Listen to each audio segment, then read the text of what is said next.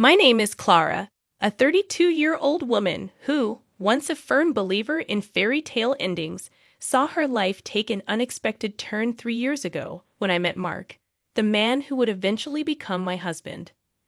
Our story unfolds as a journey of love, trust, and eventual betrayal against the backdrop of what seemed like a perfect marriage. It all began on an ordinary Tuesday morning when fate led me to the corner cafe, a John Grisham novel in hand, lost in the world of legal thrillers. That's when Mark entered, immediately noticeable with an air of confidence and a warmth in his smile that felt inviting. "Hey, is that Grisham's latest?" he asked, nodding towards my book, his friendly voice tinged with genuine curiosity. "Yeah, just started it. He's always a good read," I responded, pleasantly surprised by the ease of our conversation. We delved into discussions about our favorite authors, and our conversation flowed effortlessly. In the weeks that followed, Mark and I grew closer. Our shared interests in music, particularly old jazz, and a mutual love for exploring hidden bookstores around the city cemented our bond. Mark was charming, respectful, and attentive, and each encounter felt like catching up with an old friend. One evening, as we walked along the river, Mark's tone turned serious. "Clara, I've never felt this way before. I think I'm falling for you," he confessed under the dim glow of the streetlights.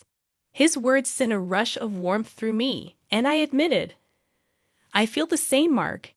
You're unlike anyone I've ever met." 6 months flew by, and our relationship only grew stronger. During a cozy dinner at my apartment, Mark proposed, and there was no hesitation in my yes. I loved him, and I believed in our future together. The joy of our engagement, however, was soon met with apprehension as the time came to meet Mark's parents. His mother, Linda, was a stern woman with piercing eyes that seemed to judge my every move, while his father was more amiable but carried an undeniable seriousness, especially regarding the institution of marriage. During a formal dinner at their house, Mark's father brought up the subject of a prenuptial agreement. "It's just practical," he stated matter-of-factly. The request caught me off guard, but given my past experience with a cheating ex-boyfriend, I understood the necessity. "I agree, but I have a condition," I said, steadying my voice. "If either of us cheats, the cheater owes the other $100,000. Mark's expression was a mix of surprise and respect. "I promise, Clara, I'd never cheat on you," he said earnestly. Our wedding was a beautiful affair, filled with laughter, dancing, and promises of forever. The first year of our marriage felt like living in a dream. We traveled to romantic destinations, enjoyed quiet evenings at home, and supported each other's ambitions. Mark was not just my husband. He was my best friend and confidant. After the whirlwind of our wedding, Mark and I settled into married life with an ease that surprised even me. Our first year was like living in a bubble of happiness, untouched by the outside world. Our honeymoon in Paris was a dream, strolling along the Seine as two lovebirds lost in a city of love. "Can you believe we're here?" I inquired of Mark one evening as we observed the Eiffel Tower lighting up. He drew me close and responded, "With you, I can believe anything. This is just the start for us, Clara." Those days were filled with laughter, romantic dinners, and promises of a shared future. Returning home with a suitcase full of memories, our bond felt unbreakable. In our daily routine, Mark would bid me farewell each morning before work, and I'd have dinner waiting for him upon his return.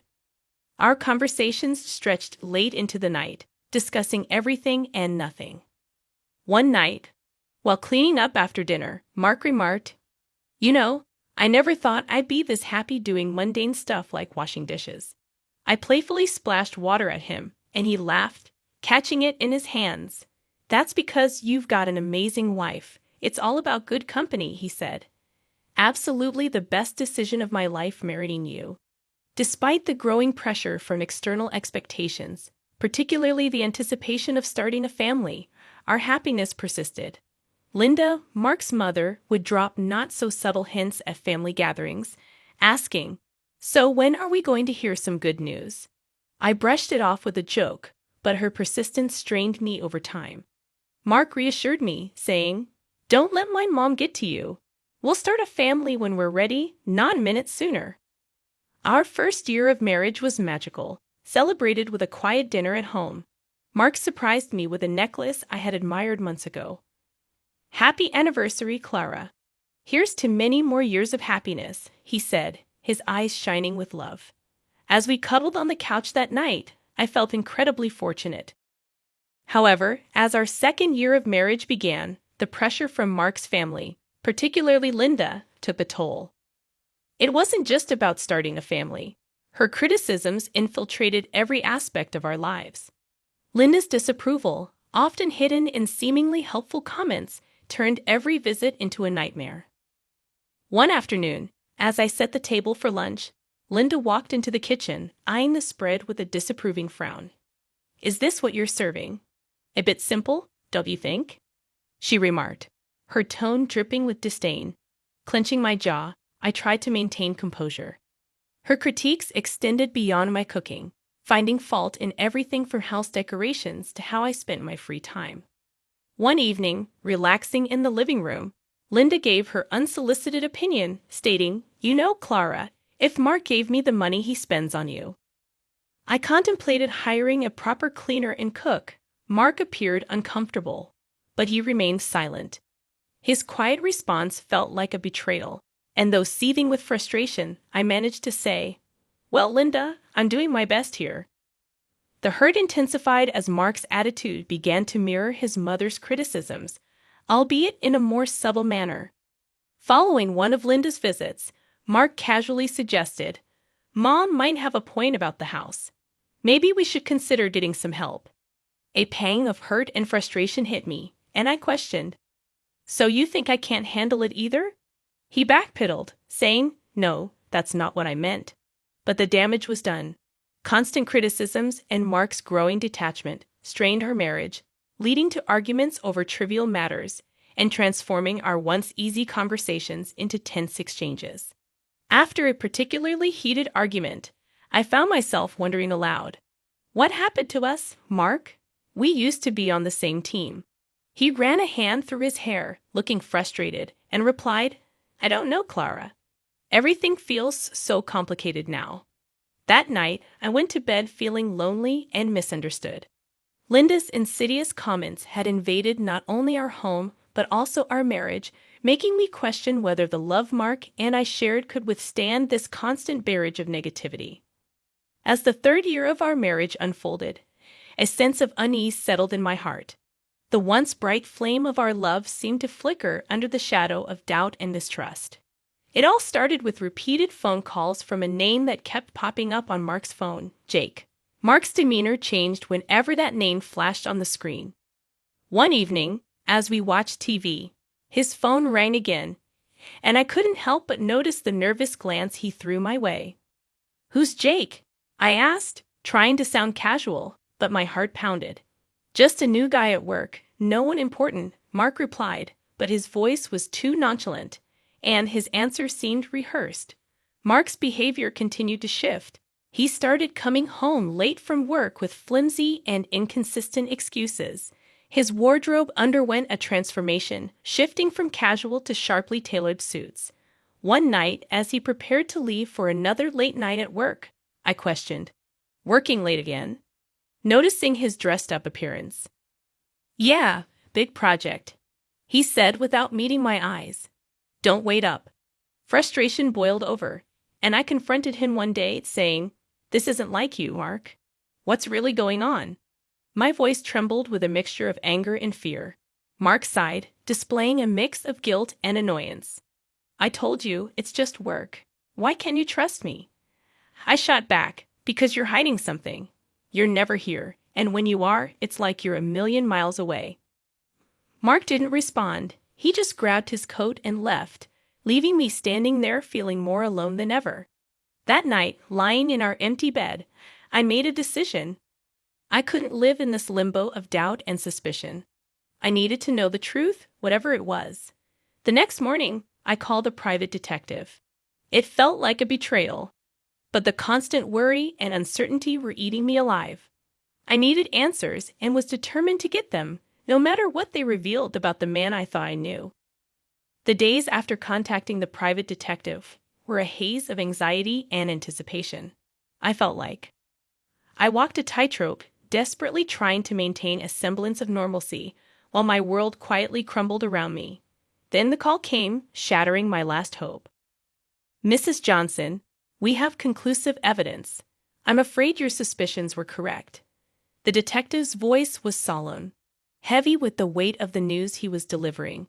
He explained that Mark had been having an affair, and the mysterious Jake on his phone was actually a woman. My heart sank as he detailed their meetings, providing timestamps and photos. It was irrefutable.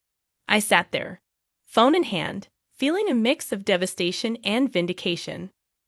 My worst fears weren't just fears anymore. They were cold, hard facts.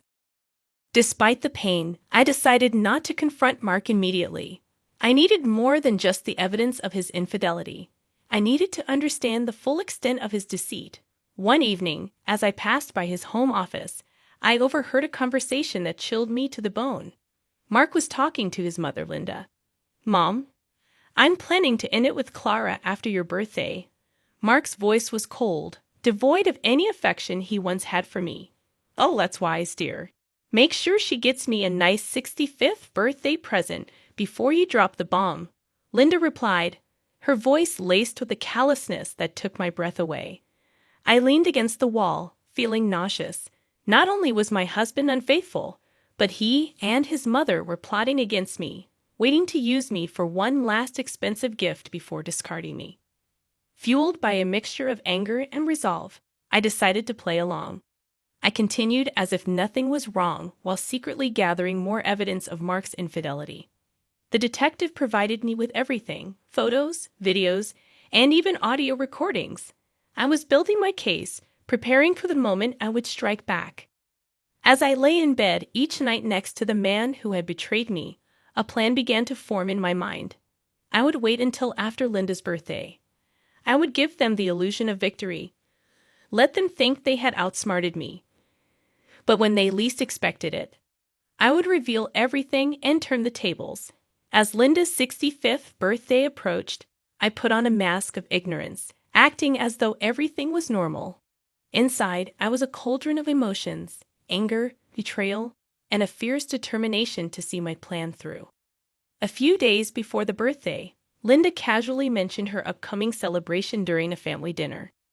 "So, Clara, I'm expecting a grand 65th birthday. You must have planned something special for me," she said with a sly smile, clearly anticipating a lavish gift. Keeping my emotions in check, I replied with faint enthusiasm, "Of course, Linda. I've arranged a dinner at the city's most luxurious restaurant. It'll be a night to remember." Her eyes lit up with glee, not realizing the trap I was setting. "How wonderful! I can't wait. Just a small family gathering, right?" she asked. "Yes, very intimate and exclusive. Just for close family," I confirmed, my words laced with hidden irony. Later that night, Mark approached me, a hint of suspicion in his voice. "That's quite a generous plan for Mom's birthday. Are you sure about this?" I looked at him, maintaining my composure. "Absolutely. It's a significant birthday, and I want to do something special for her." Mark seemed appeased, but I could tell he was puzzled by my willingness to indulge his mother. As the day of the dinner drew near, I managed the final arrangements meticulously, confirming the booking under Linda's name, double-checking the guest list, and ensuring everything was in place for the grand evening.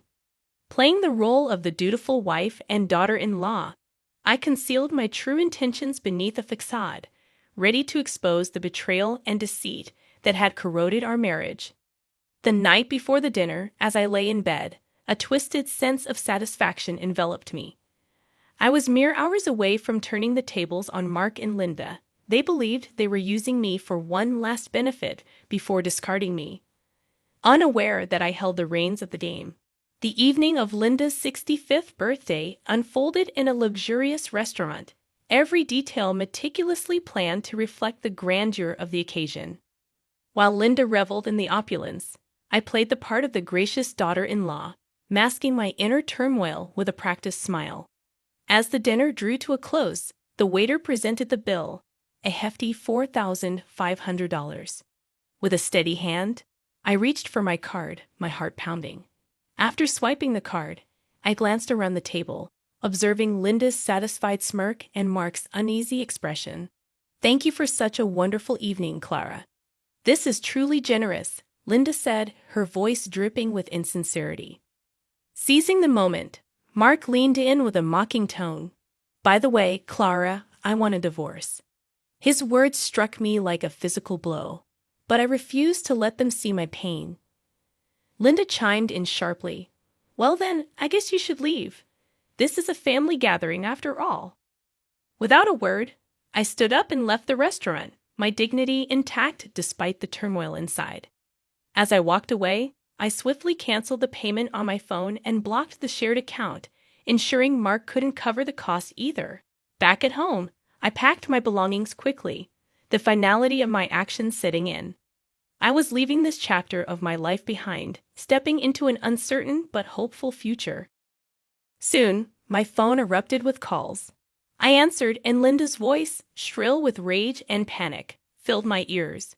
The payment didn't go through. The restaurant staff called the police. "What have you done?" Her words were a cacophony of anger and disbelief, but I remained silent, letting her tirade wash over me. This was their doing, their betrayal and manipulation coming back to haunt them. After hanging up, I looked around the empty house, once filled with dreams and love, now just a hollow shell. I took a deep breath, stepped out the door, and didn't look back. Their calls continued, desperate pleas for help that I no longer felt obliged to answer. I had closed that chapter of my life for good. In the end, they paid. Mark had to borrow from his parents, but I didn't care where the money came from. It was a small compensation for the betrayal, but more importantly, it was closure. Sitting in the lawyer's office, signing the last of the papers, I felt a sense of peace. The journey had been painful, full of betrayal and heartache. But I had come out stronger, more resilient. Walking out into the sunlight, I felt like a free woman ready to start anew. The future was uncertain, but it was mine to shape. After all the darkness, I finally felt like I was stepping into the light.